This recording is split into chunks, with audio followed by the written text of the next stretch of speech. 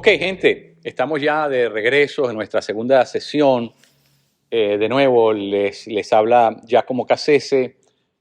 Como ustedes estuvieron en la clase anterior, ya tienen de alguna manera un poquito de lo que hemos hablado, de lo que hemos dicho en relación específicamente acerca de lo que son los objetivos del curso. Capacitarnos en apuntalar esa capacidad que Dios nos dio. Acuérdense que el pensar, el razonar, no es algo que nos dio el enemigo. Por lo tanto, fue Dios, el creador de las cosas, nuestro Señor, quien nos dio la capacidad de poder pensar. Así que no hay nada de malo. Al contrario, debemos, como dije, acicalar, apuntalar, sacarle punta a esa habilidad, porque en la medida en que nosotros aprendemos a pensar mejor, vamos a poder vivir nuestra fe de forma más profunda. Y eso, por supuesto, es en este momento en el cual la iglesia está viviendo, es un asunto tremendamente importante. La iglesia en la Edad Media se dice que pasó por algo así como un oscurantismo, ¿verdad? Se llama la Edad Oscura, es como usualmente se hacen referencias a la Edad Media. Pero esa Edad Oscura se está repitiendo en nuestros tiempos, ¿verdad? Se está repitiendo en nuestros tiempos porque hay otro tipo de oscuridad, ¿verdad? En la Edad Media lo que pasó es que ¿verdad?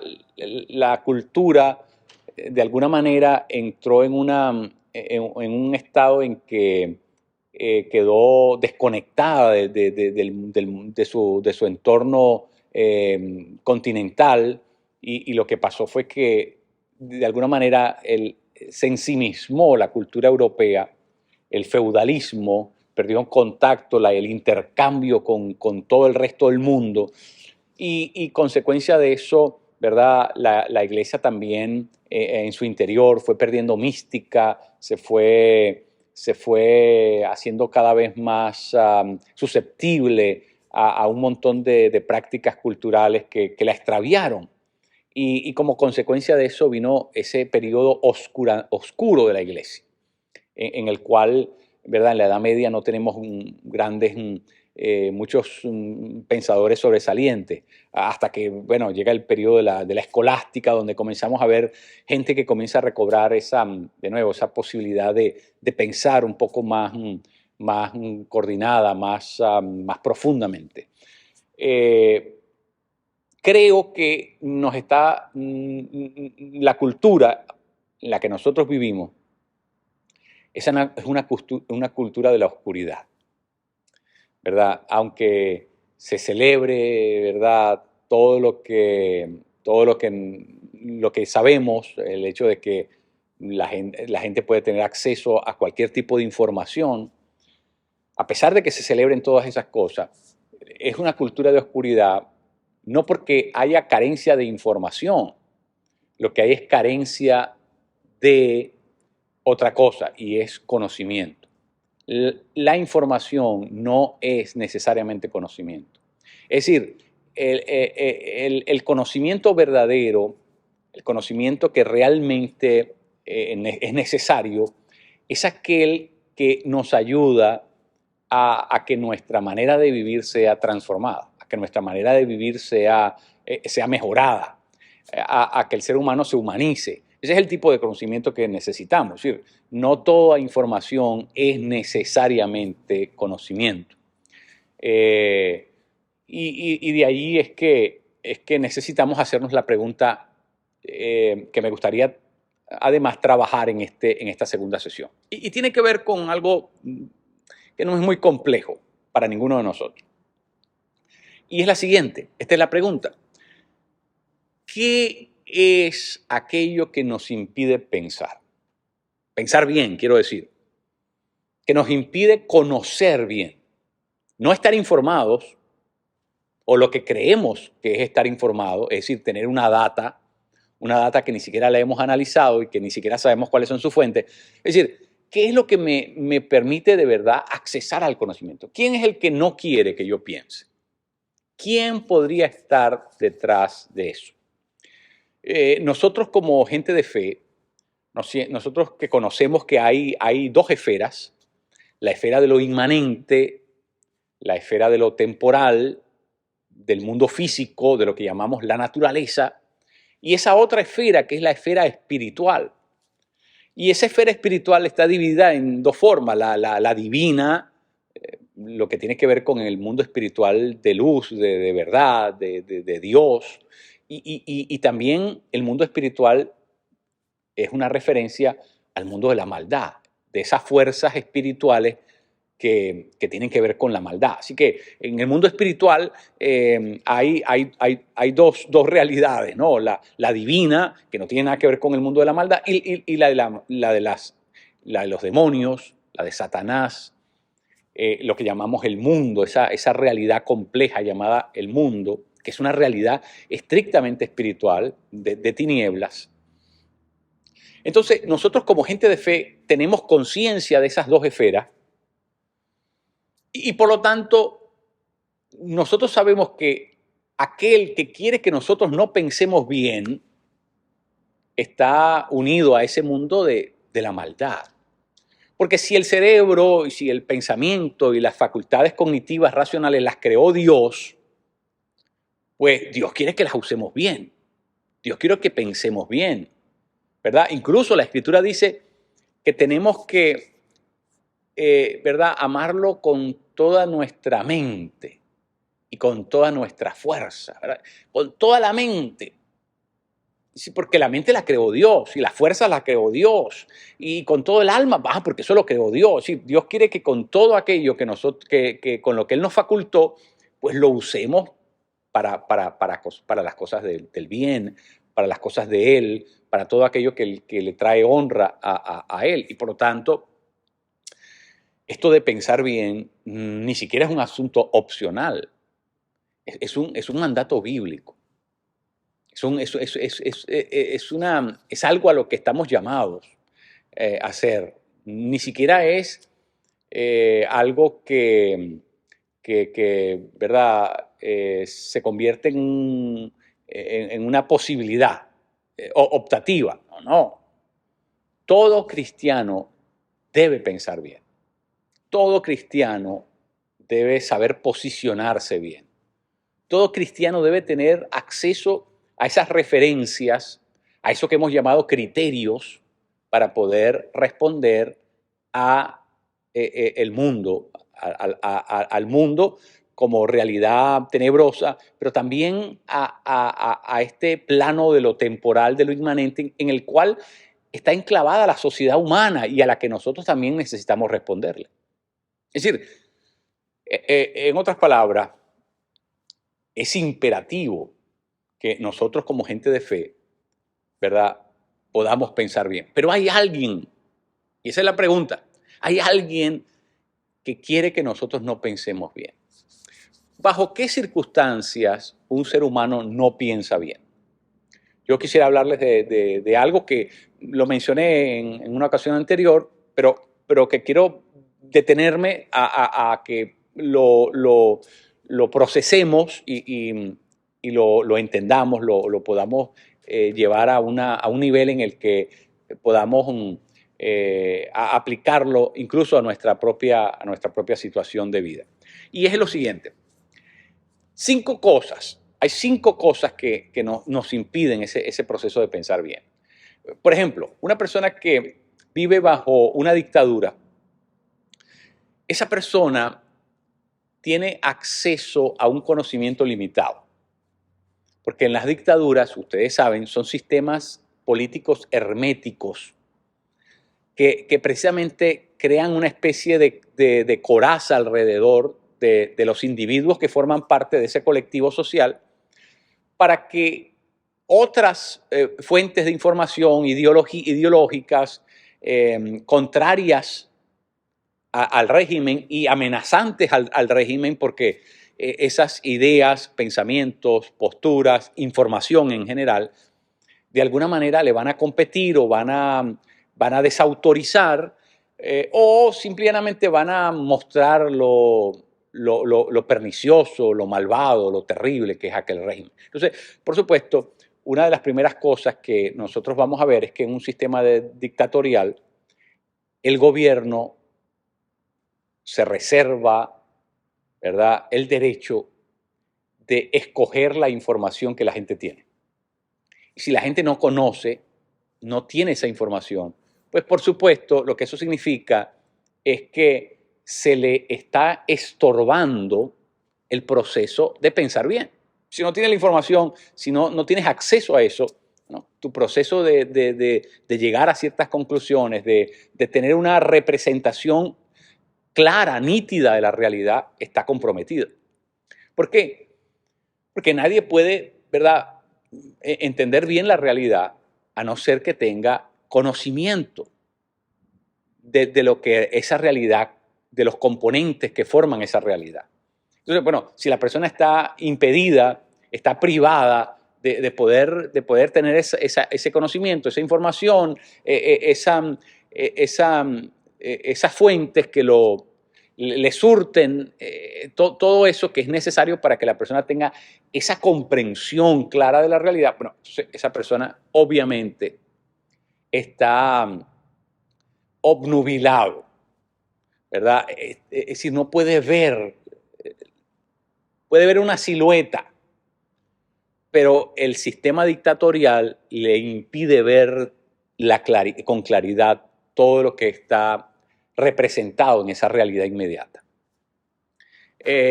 Por eso es que en donde hay regímenes, estos regímenes, ¿verdad?, se vigila lo que la persona dice, lo que se escribe, lo que aparece en la prensa, todo está controlado. Los medios de comunicación están controlados. ¿Por qué? Bueno, de nuevo, porque no se puede emitir nada que no haya sido autorizado por el gobierno. ¿Eso quiere decir qué cosa? Eso quiere decir que hay una historia oficial y una historia no oficial. La historia oficial es la que el gobierno dice. Por ejemplo, aparecieron 3 personas muertas, baleadas, en la calle. El gobierno, en sus órganos de comunicación social, radio, prensa, televisión, dice, eran sediciosos, que el ejército se enfrentaron al ejército y el ejército tuvo que, ¿verdad?, disparar contra ellos. Y esa es la razón por la que hay 3 muertos, ¿verdad?, en la calle el día de hoy. Pero alguien desautorizado que presenció el evento sabe que eso no es verdad, que fueron linchados sin oposición, sin atacar, sin defenderse, fueron ejecutados, ¿verdad? Ejecutados sumarialmente, porque no se les dio ningún acceso a ninguna corte, de manera sumaria fueron ejecutados. Y ese testigo presencial que conoce lo que exactamente pasó, ¿verdad?, no puede emitir, no puede propagar, no puede promover, diseminar esa idea. No lo puede hacer porque de hacerlo iría en contra de la versión oficial. Entonces, tenemos en toda dictadura se escriben 2 historias, la que está autorizada y la que no está autorizada. Entonces, en el contexto de una dictadura, no se puede pensar bien. No se puede pensar bien porque el ciudadano promedio no sabe en realidad lo que está sucediendo. No sabe cómo se mueven los hilos invisibles que están detrás de la historia real. Y entonces su comprensión de la realidad está distorsionada porque hay un plan. Es decir, es una cosa orquestada. No es espontánea, no. Hay alguien que intencionalmente oculta cierta información para poder controlar, perpetuarse en el poder, para poder, ¿verdad?, dominar y tener acceso, ¿verdad?, a una serie de prerrogativas que el Estado necesita controlar para efectos de lo que dije, mantenerse en el poder. Entonces, ¿verdad? Entonces, ese es el primer sitio. En una dictadura no se puede pensar bien, porque no están dadas las condiciones. No hay acceso a la fuente. No hay objetividad. Se puede decir que no hay objetividad porque, ¿verdad? Lo que se emite como juicio veraz, oficial, realmente discrepa con lo que los sentidos nos dicen, lo que el sentido común dice. Y por supuesto, ¿verdad? Esa es la realidad. Hace unos pocos semanas atrás, de hecho fue el año pasado, en el 22, ¿verdad? Pasó algo, una protesta, ni siquiera una sublevación, una protesta en una de las islas del Caribe, y hubo una represión, ¿verdad? Fuerte del gobierno en contra de esa protesta civil. No era una protesta armada, era una protesta civil, pero fue reprimida violentamente por el gobierno, y lo primero que hizo el gobierno fue tumbar la internet para que nadie pudiese grabar, ¿verdad?, lo que estaba pasando ahí, lo que era la historia real. No quería registros de la historia real. Y luego, por supuesto, el gobierno, después de haber sofocado aquella protesta, entonces, bueno, emite y dice, personas que violentamente, nadie estaba armado, no había acceso a las armas, y entonces, ¿verdad? Esa impunidad en la que se maneja continuamente los gobiernos dictatoriales son precisamente armas de protección, son aparatos. Es decir, los medios de comunicación terminan por ser aparatos ideológicos que el Estado los utiliza para poder perpetuarse en el poder. Bueno, ustedes conocen de lo que estamos hablando, pero esa es la conclusión. Bajo esos sistemas es difícil pensar bien. Es difícil pensar bien, porque hay, de nuevo, toda una cosa concertada, un sistema concertado a establecer un criterio en la mente del ciudadano común para que el ciudadano común piense alineado por lo que está establecido como lo que debe ser, lo que tiene que ser, ¿verdad? Entonces, eso vale para regímenes de izquierda o de derecha, de la misma manera. Es decir, donde quiera que hay estos sistemas, vamos a ver que las personas se les impide pensar libremente, se les impide pensar a partir de su propio criterio. Se les impide ejercer incluso el derecho a la libre expresión. Ya eso es un indicador. Lo segundo, donde no podemos pensar bien es, por ejemplo, en una secta. Si alguna persona ha participado de una secta, sabe lo que estoy hablando, ¿verdad? En las sectas hay una persona que controla lo que se debe creer. Y lo que se debe creer está ya organizado, estereotipado, está seleccionado previamente. En otras palabras, en una secta, lo que la persona tiene que creer y repetir es algo que ya ha sido establecido. Ninguna secta opera bajo la premisa de un intercambio, un diálogo o un desarrollo, una maduración del pensamiento. No, todas las sectas ya tienen preestablecido el pensamiento. Es decir, en otras palabras, en una secta le enseñan a la persona a repetir algo que ya está establecido, a memorizarlo, a repetirlo y a internalizarlo como cierto. Pero no le enseñan a pensar, no le enseñan a tener criterios, le enseñan solamente lo que los directivos, los líderes de aquella secta quieren que la persona sepa. Y por supuesto, en una relación en la que todo está mediado y controlado y suprimido, escondido, bueno, se ejerce una violencia silenciosa en contra del derecho a la persona de saber la verdad completa. No es lo mismo, ¿verdad?, abrir la cortina y ver a través de la ventana todo el panorama que tratar de ver a través de un huequito ese mismo panorama. No vamos a alcanzar. Bueno, en la secta es el huequito por donde solamente te dejan ver lo que ellos han determinado que puedes ver. Si el huequito está, esa ranura está abierta en dirección a lo que ellos quieren que tú veas y no veas el resto de lo que está formando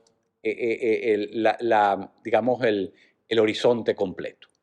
Entonces, naturalmente, hay una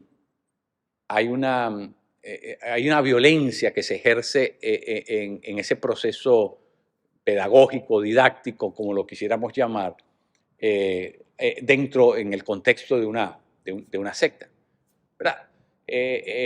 Usualmente en una secta hay un personaje que es el líder de la secta, y el líder de la secta se arroja, ¿verdad? El derecho de ser la voz divina, la voz autorizada, la voz oficial, ¿verdad? Este personaje que controla la secta es de alguna manera lo que se debe creer. Es la persona que determina lo que está, lo que está autorizado a ser sostenido como verdad. Peligrosísimo. Bueno, todos sabemos, ¿verdad?, lo peligroso que es la secta. Hay mucha literatura a propósito sobre el tema de cómo se trabaja el cerebro en una secta, de lo que llamaríamos la manipulación, el control mental en una secta.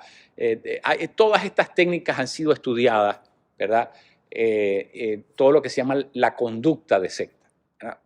Pero, de nuevo, en una secta no puedes pensar, no te dejan pensar, te dejan memorizar, repetir algo que ya está preestablecido. Entonces, esa es la segunda posibilidad. Uno, ¿verdad? Lo que dijimos, una dictadura, ¿verdad? O una secta.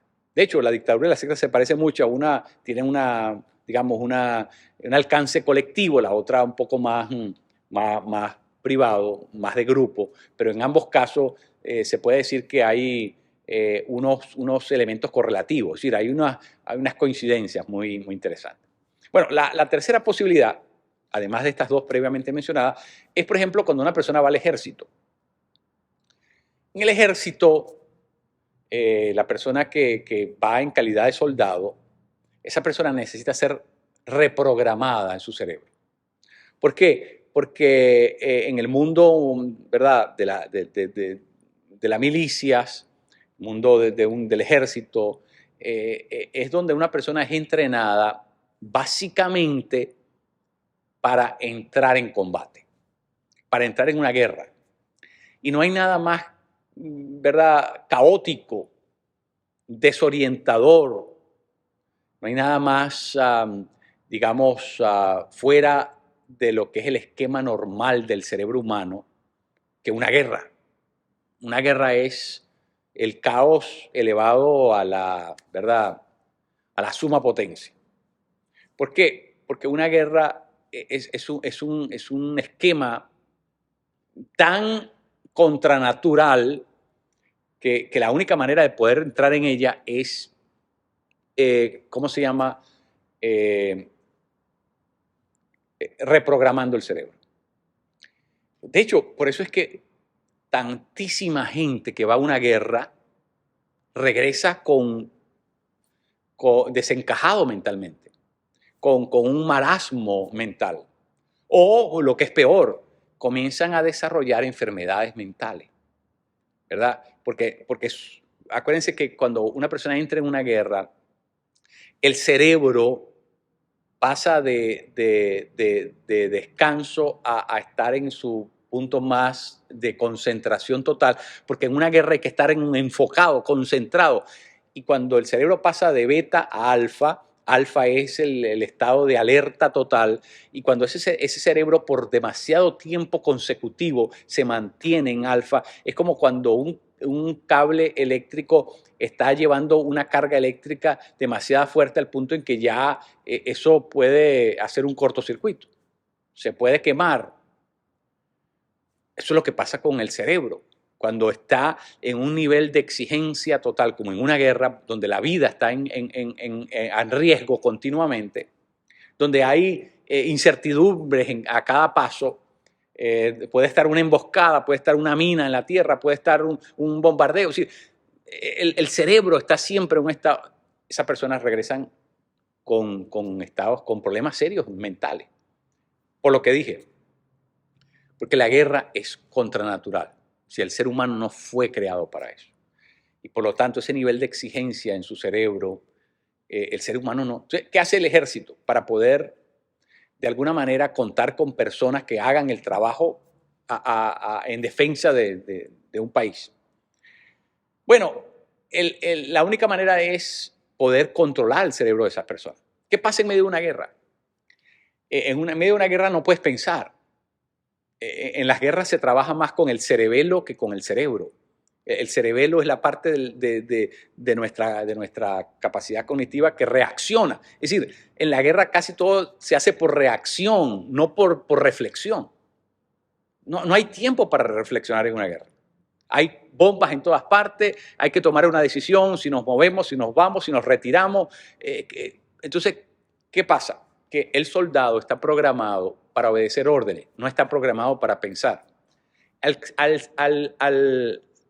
Al soldado no se le enseña a pensar, se le enseña solamente a obedecer órdenes. Por eso su cerebro está reprogramado para seguir los lineamientos de la persona que está por encima de él. Por eso es que en el ejército tiene que haber una cadena de mando, porque lo que significa esa cadena de mando es que esa persona se suscribe a lo que la otra persona diga.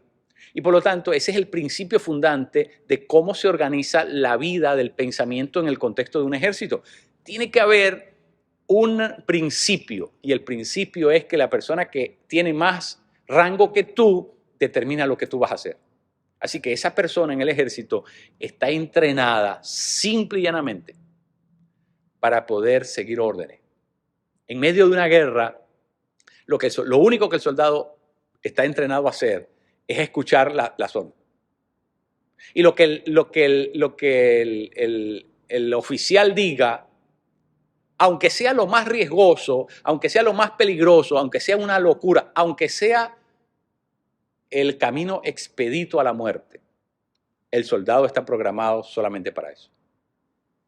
No puede reflexionar, no puede sentarse a pensar, no puede sopesar posibilidades. En medio de una guerra, lo único que el soldado puede hacer es seguir lo que le enseñaron, seguir las órdenes, aunque eso lo lleve a la muerte. No tiene otra opción. Y de hecho, esa es la razón por la que es entrenado de esa manera. Es porque en la gran mayoría de los casos, ¿verdad? El soldado está exponiendo su vida. Y si el soldado se tomara el tiempo de pensar todos los riesgos que está corriendo, se quedaría impávido, se quedaría, ¿verdad? Se frizaría, como se dice. Si se pusiera a reflexionar en todas las implicaciones de lo que está haciendo, esa persona no podría funcionar, no podría operar. Ya usted entiende por qué hay que lavarle el cerebro o reorientar la función de ese cerebro. Bueno, la otra cosa es que la guerra, como les dije ya, es contranatural, contra natura. Matar a otro ser humano, eso no lo hacen ni los animales. Los animales, es posible que un león mate a una cebra, pero no la asesina. Es decir, el león mata a la cebra por necesidad, no por desquite ni por venganza. No, el león nunca va a hacer eso. El león no mata a no ser que tenga hambre. Pueden haber ahí miles de animales, pero si no tiene hambre no va a ir a matar. El ser humano es el único que mata, no por necesidad, mata porque ha determinado que eso es lo que hay que hacer.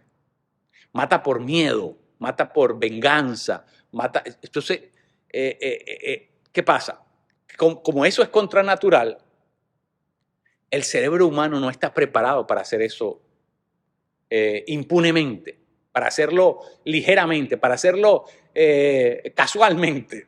Entonces, en el ejército te tienen que enseñar a que tú puedas matar sin sentirte culpable, lo cual es, de nuevo, contranatural, lo cual es, ¿verdad? Es algo que va contra todos los parámetros de la moralidad y de la ética. Pero eso es lo que en el ejército hay que hacer, porque si no, entonces nadie usaría la metralleta y se la descargaría al enemigo. Entonces, ¿qué es lo que hace el ejército? El ejército comienza a darle motes, comienza a distorsionar la imagen que el soldado tiene de sus enemigos. Por ejemplo, el soldado que se va a enfrentar, el soldado ucraniano que se va a enfrentar al soldado ruso. Entonces, el soldado ucraniano le enseñan que ese ya no es el ruso, ese es el animal, ese es la bestia salvaje, ese es el monstruo, bueno, todos los adjetivos calificativos. ¿Por qué? Porque si el ucraniano ve al otro como el ruso, como su vecino, como otro ser humano igual a él, entonces ya no lo puede matar. Porque hay algo en su interior que lo previene. Pero si lo ve como el monstruo, lo ve como el tipo terrible, el animal. Bueno, matar a un animal, matar a un monstruo. El cerebro humano, ¿verdad? Por medio de esos, de suprimir, sustituir un nombre por otro, ¿verdad? Eso hace que la persona pueda hacerlo sin sentirse mal, sin sentirse culpable. Por eso usted va a ver que en todas las guerras, ¿verdad? Nunca se dice, vamos a ir a matar a nuestros vecinos, vamos a ir a matar a nuestros, ¿verdad?, coterráneos. No, si vamos a ir a matar a las bestias salvajes estas que se quieren quedar con lo nuestro. Es decir, siempre hay que infamar, malponer, siempre hay que deshumanizar al enemigo para poder ejercer una agresión contra el enemigo. Pero eso funciona aquí en el cerebro. Eso funciona aquí en el cerebro. Entonces, por lo tanto, tenemos que tener en cuenta que esa es la manera como opera. Otra manera, hemos hablado de tres cosas: la dictadura, la secta. Estamos hablando de lo que pasa en el ejército, el entrenamiento que se le da a un soldado. Cuarto, entonces ahora vamos a hablar de otra posibilidad que nos impide pensar bien, y es cuando una persona está bajo el efecto de una sustancia. Llámese droga o llámese alcohol. Cuando una persona está bajo el efecto de una sustancia, esa persona, de alguna manera, esa sustancia, ¿verdad?, en su cerebro hace que la persona, ¿verdad?, quede reducida. Y entonces comienza a pasar algo que era inesperado. Bajo el efecto de la sustancia, la persona que era introvertida, de pronto es la persona más alegre de la fiesta, la persona que cambia completamente su patrón, cambia su forma de conducirse, ahora es un tipo soez, prosaico, ahora es un tipo, ¿verdad?, agresivo. Bueno, ¿qué pasó con este? Si era buena gente, noble, retraído, tímido, y ahora es, bueno, porque, ¿verdad?, su cerebro no le está funcionando. Alguien está en control de eso. Alguien está en control de eso. Y entonces, bajo el efecto de una sustancia, hay personas que matan y no se acuerdan lo que hicieron, violan, bueno, etcétera. Todas las calamidades, porque esto es, ¿verdad?, realmente calamitoso todo lo que ocurre bajo el efecto de esa sustancia, ¿verdad? Personas que atropellan, personas que, ¿verdad?, causan un montón de perjuicio y ni siquiera están conscientes o plenamente conscientes de la gravedad de lo que están haciendo. ¿Qué pasa? Bajo el efecto de esto, el cerebro no funciona bien. La persona no coordina bien, la persona no tiene las mismas reacciones. La persona ni siquiera puede controlar su cuerpo, la persona está, ¿verdad?, está en desequilibrio de su propio cuerpo. No puede hablar bien, habla engolado. ¿Por qué? Porque la persona, de nuevo, la persona no está en control. Y por supuesto, la persona pierde un montón de otras facultades, pero especialmente pierde la facultad de poder pensar bien. Y por eso el 90% de las decisiones que toma una persona drogada o alcoholizada son decisiones erráticas, son decisiones con muchas implicaciones negativas. Y por lo tanto, ¿verdad?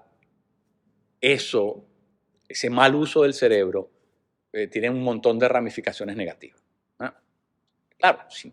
De nuevo, si no usamos bien, si no pensamos bien, si no podemos coordinar bien, si no podemos tener un juicio, una lectura de la realidad correcta, bueno, es obvio que vamos a movernos en cosas destructivas. De nuevo, como dije al comienzo, alguien quiere que eso suceda. Nosotros estamos conscientes de quién quiere que eso suceda. Bueno, y lo quinto, el quinto elemento que necesitamos tomar en consideración, que necesitamos tomar en cuenta, es lo que llamaríamos la persona que es poseída por un demonio. ¿Verdad? Nosotros sabemos, yo he tenido muchas de esas experiencias, estoy seguro que ustedes conocen de este tipo de situaciones en las que, ¿verdad?, demonios toman control de la vida de una persona.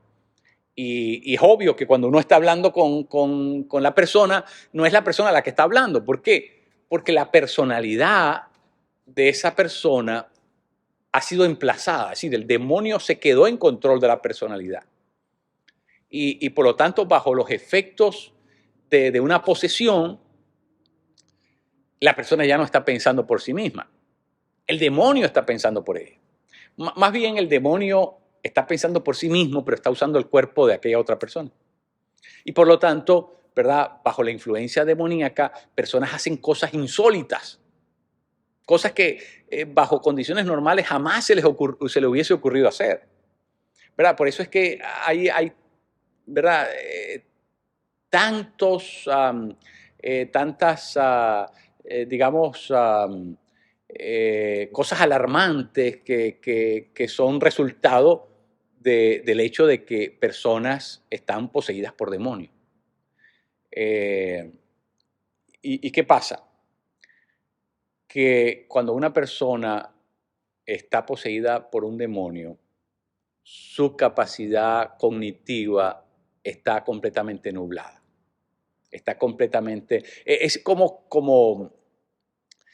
cuando se desconecta el hipotálamo, se desconecta la capacidad de poder pensar y de poder sentir. La persona queda completamente desconectado. Es como si el demonio tiene la facultad de poder desconectar eso, ¿verdad? Es como los ratones. ¿Sabe que se dice que cuando un ratón cae en una de estas trampas de pega o queda ensartado en una de estas otras trampas mecánicas, en cualquiera de los dos casos, el ratón tiene la facultad de poder esperar la muerte sin dolor, porque él tiene un recurso, el ratón tiene un recurso, y es que despega el hipotálamo. Y entonces al hacerlo, ¿verdad?, al desconectarse, él mismo se desconecta y espera la muerte sin dolor. Como si fuera un tratamiento paliativo, ¿no? Las personas que entran a un hospicio para esperar la muerte y lo único que le dan es droga contra el dolor, ¿verdad? Solamente le dan ese tipo le suministran para que esperen la muerte sin dolor. Bueno, es más o menos la idea. La persona se va a morir, por último, pero no lo está sintiendo. Eso es más o menos lo que pasa cuando una persona es poseída por un demonio, ¿verdad? No puede sentir, no puede pensar. Ha quedado completamente desconectado de esas facultades. Y entonces es terriblemente... Luego la persona vuelve en sí, el demonio se retira, y la persona dice, oye, yo hice esto, y dice, no, la persona no tiene ningún recuerdo de nada. Su cuerpo fue utilizado al antojo, al capricho de la voluntad de aquel demonio. Y la persona no tiene ningún tipo de memoria de lo que sucedió. Alguien estuvo usando el cerebro de esa persona. O alguien estuvo, ¿verdad?, anulando el cerebro de esa persona. Entonces, les he dicho 5 cosas ¿verdad? Que forman parte de nuestra cotidianidad, porque son cosas que nosotros las podemos ver en circunstancias diferentes de nuestra vida, pero que son reales, que son palmarias. Estas 5 cosas, ¿verdad? Son reales, son asuntos en los cuales nuestra mente, nuestra facultad de poder pensar quedan anuladas o, por lo menos, si no quedan completamente anuladas, quedan atrofiadas o quedan, caen en un estado de uso parcial, de uso parcial y por lo tanto, ¿verdad? Eso puede ser extremadamente peligroso. Pero miren esto. Pensemos en este momento en lo que les he dicho. Y digamos que en la sociedad en la que nosotros vivimos, de la cual nosotros somos parte, independientemente de dónde vivamos, imaginemos por un momento que, el 1% de la población de nuestra sociedad, el 1%, ese 1% forma parte, digamos, del ejército, ¿verdad? Y digamos que el 3% forma parte de sectas. ¿Está? El 1% del ejército, 3% de una secta. Digamos que el consumo de alcohol y droga controla al 20% de la población y digamos que hay algo así como un 1% de personas que están poseídas por demonios. Entonces tenemos un 1% de personas que están endemoniadas, un 1% de personas que pertenecen al ejército, un 3% de personas que están envueltas en una secta, un 20% de personas que están bajo el control de algún tipo de sustancia. Ahí está el 25% de la sociedad en la que nosotros vivimos.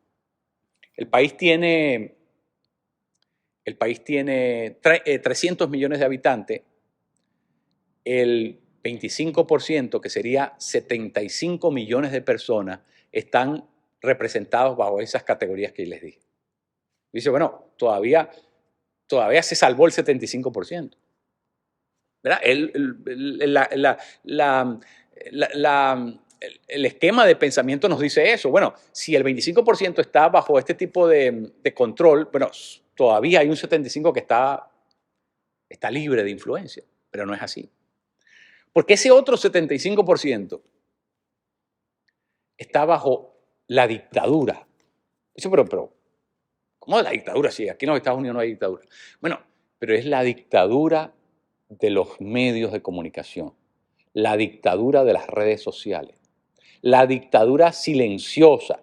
Es decir, la dictadura que te quiere maniatar, que te quiere reprimir, que te quiere controlar sin usar armas de fuego. Tiene otras armas, las armas del pensamiento. ¿Ve? Tiene las armas del pensamiento que son diferentes. Entonces, por eso alguien dice, bueno, pero la cosa no está tan espantosa, la cosa no está tan perdida, porque solamente el 25% entra dentro de esas categorías donde pensar es imposible o medianamente imposible. Pero no es así, porque yo lo que les estoy diciendo, que ese otro 75% está bajo esta nueva forma de dictadura. Bajo esta nueva forma de dictadura que llamamos, ¿verdad?, la dictadura silenciosa. La dictadura atractiva. Esta dictadura es atractiva. Esta dictadura es seductora, encantadora.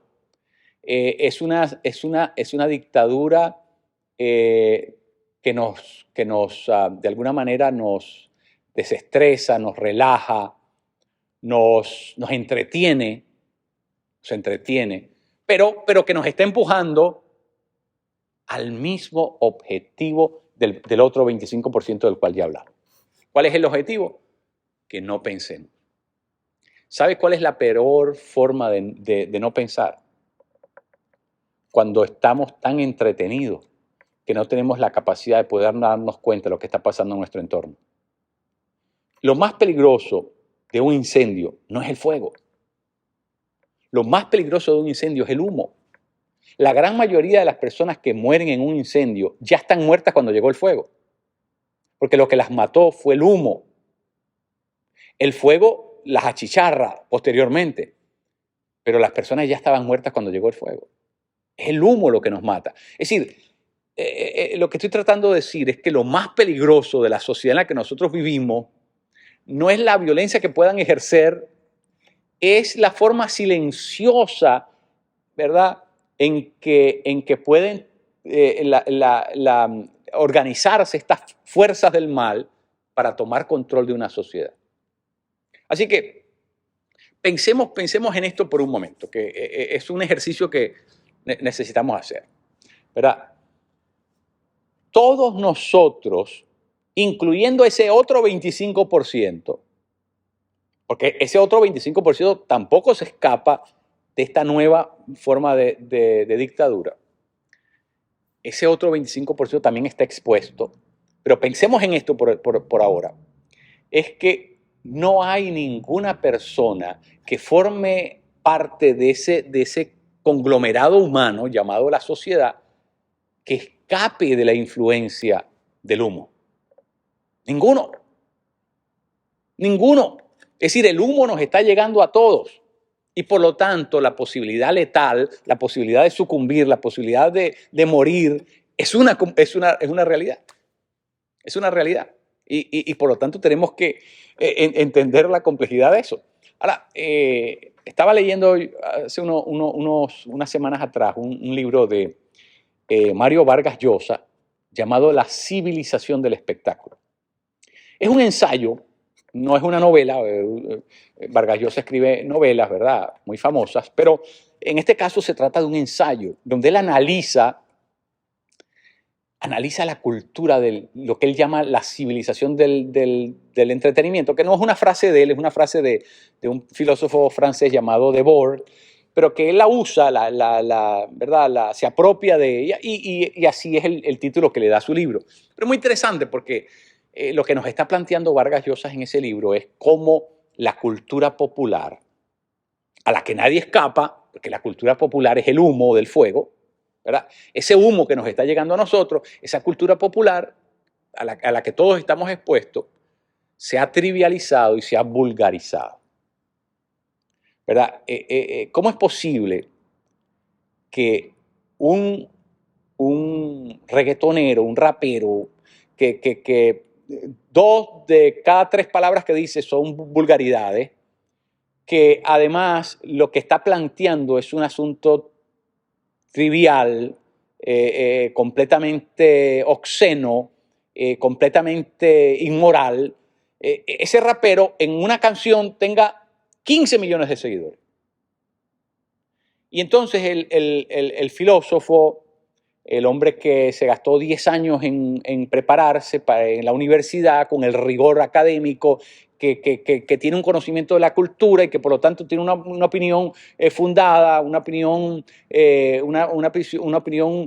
sólida, tosuda, maciza.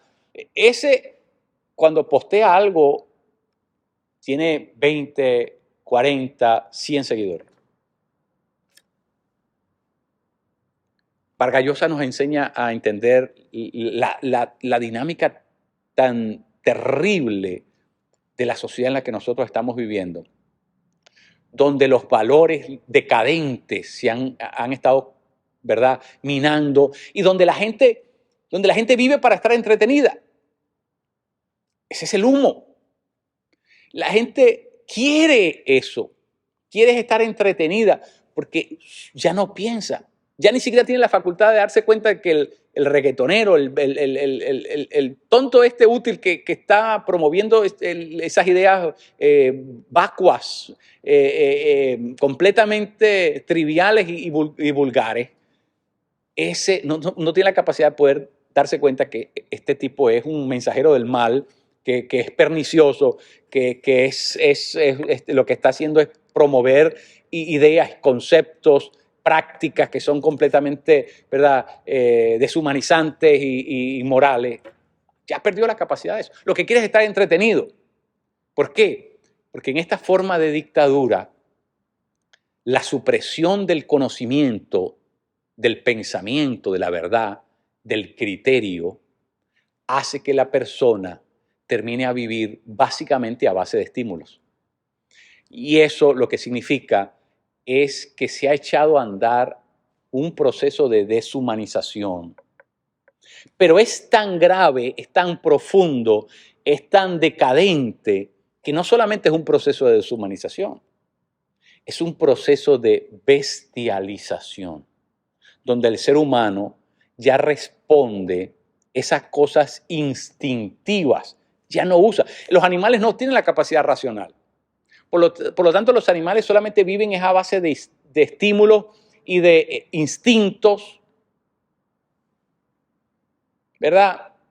Huelen sangre, quieren comer.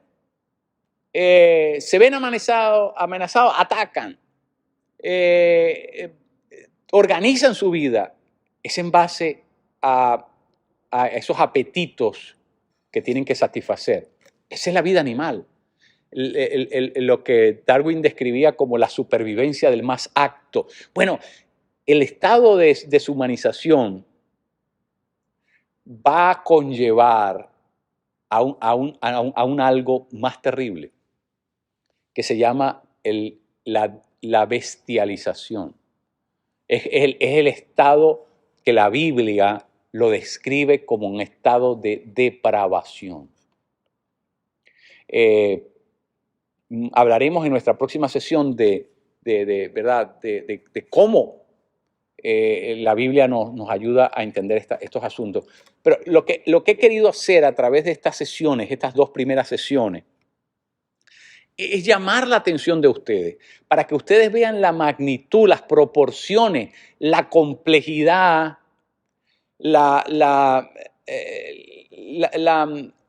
digamos, la complexión del problema que se nos está planteando.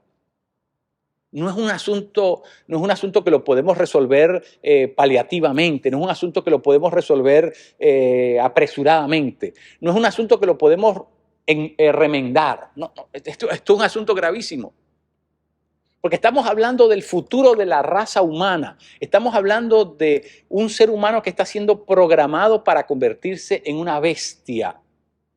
Un ser humano que está siendo programado para que no piense más, para que no reaccione más, para que no pueda usar sus facultades cognitivas. Estamos hablando de un plan orquestado macabro, diabólico, satánico. Y eso está pasando adelante de nuestros ojos y nosotros ni siquiera nos lo hemos advertido. Todo esto está sucediendo con nuestros hijos, con nuestros nietos. Todo esto está sucediendo en la iglesia. Todo esto, la iglesia está llena del humo que está matando a la sociedad. Es decir, este humo no solamente está allá afuera y nosotros acá. No, nosotros estamos respirando este humo también. Este humo puede matar a la iglesia también. Si la iglesia no despierta esto, a la gravedad de lo que está sucediendo. Entonces, cuidado porque esto va a representar un problema entonces todavía más complejo. Es decir, hoy día ya es un problema serio, pero se puede convertir en un problema crónico si nosotros no revertimos esta situación. ¿Y cuál es la manera de revertirlo entonces? La pregunta que debemos hacernos, ¿no? Y obviamente yo no voy a poder responderla ahora en esta sesión, pero quiero dejárselas para que ustedes la mediten, la estudien, la lleven con ustedes. y la reflexionen y en nuestra próxima sesión podamos comenzar a deslindar asuntos que nos lleven eventualmente, como les dije, a hacernos de esas pautas que son importantes, ¿verdad? Para poder apuntalar ese aspecto de la vida espiritual que tiene que ver con la manera en que nosotros pensamos. Entonces, ¿cómo podemos revertir todo esto? ¿Qué podemos decir ante esa situación? Bueno, la iglesia tiene una respuesta.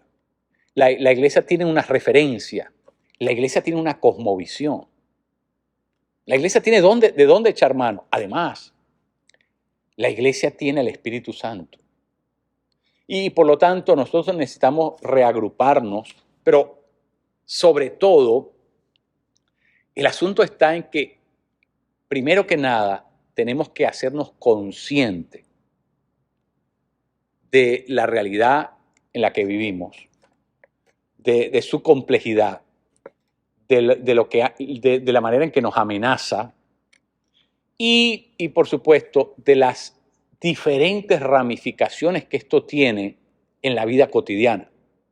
Porque nada de lo que yo les he dicho hasta ahora es algo abstracto, etéreo, gaseoso, evaporado, oceánico. No, todo lo que yo les he dicho son cosas palmarias, son cosas de la vida diaria, son cosas en las que todos nosotros estamos envueltos en cualquier momento del día. Es decir, la problemática que nosotros que nos estamos planteando no es una problemática filosófica, no es un asunto que lo vamos a resolver por medio del pensamiento abstracto, no se trata de una ecuación matemática, no se trata ¿verdad? De conseguir una fórmula química, no. Estamos hablando de cosas que tienen que ver con lo que hacemos todos los días. Y por lo tanto, ¿verdad? Muy complejas, muy tocantes a nuestra realidad y con grandes consecuencias. Alguien dijo una vez que todas las ideas tienen consecuencias. Todas las ideas traen consecuencias. Pero la falta de las ideas ya es una consecuencia. Y ese es el nivel donde estamos. El nivel donde estamos no es que solamente tenemos ideas ¿verdad? Terribles. Es que la peor idea que se le ha ocurrido a alguien es la falta de la idea. En otras palabras, hay alguien que quiere que tú no pienses. Simple y llanamente eso. Que no tengas idea de ni un lado ni del otro. En otras palabras, que tus facultades racionales se distorsionen a la totalidad. Para que puedas ser controlado como un animal, instintivamente, intuitivamente. Para que pueda ser controlado, ¿verdad? Por unas herramientas del mal, unas armas del mal, unos dispositivos maquiavélicos con los que Satanás opera y que por último, llevan a la deshumanización, llevan a la despersonalización primero, deshumanización después y bestialización en tercer lugar. Tres cosas en las que Satanás siempre opera. Todo pecado, detrás de todo pecado siempre hay una mentira. Si nosotros no podemos discernir la mentira que está detrás de lo que se nos está planteando, vamos a terminar cayendo fácilmente en la trampa del pecado. Así que, bueno, de nuevo, para concluir, en estas dos sesiones, lo único que he querido hacer es llamar la atención de ustedes, hacerles ver que tenemos una cuesta que remontar, tenemos un gran desafío que nos está planteando el mundo actual, que nos va a tocar replantearnos muchas cosas que ni siquiera las habíamos considerado, nos va a tocar replantearnos muchas cosas, pero que va a ser algo necesario, a lo que no nos podemos resistir, que no lo podemos, digamos, ignorar y que no lo podemos aplazar. Tenemos que enfrentarnos a esta situación, tenemos que buscar salidas Y yo espero que en nuestras sesiones por venir podamos ir dirigiéndonos cada vez más a eso, a buscar esas salidas, esas pautas. Yo no tengo una fórmula, no les voy a brindar una fórmula, pero sí me gustaría que ustedes, ¿verdad?, salieran de este curso con pautas, con premisas y con principios que podamos aplicar, ¿verdad?, según la realidad en la que cada uno de nosotros vive, las podamos implementar, las podamos incorporar a nuestra vida, uno, a nuestra vida personal, a nuestra espiritualidad, y dos, a la vida colectiva, a la vida de iglesia, a la vida congregacional en la que cada uno de nosotros participa. Bueno, gente, entonces me alegro de que ustedes me hayan acompañado hasta este punto. Nos veremos en una próxima sesión en la que vamos a comenzar a hablar de por qué para los cristianos es inexcusable el tener que enfrentarnos a este asunto. Yo les voy a argumentar, les voy a dar todo un racional para poder justificar la necesidad de que pensemos críticamente. Así que en nuestra próxima sesión trabajaremos eso. Que el Señor les bendiga. Un abrazo para cada uno de ustedes. Bendiciones.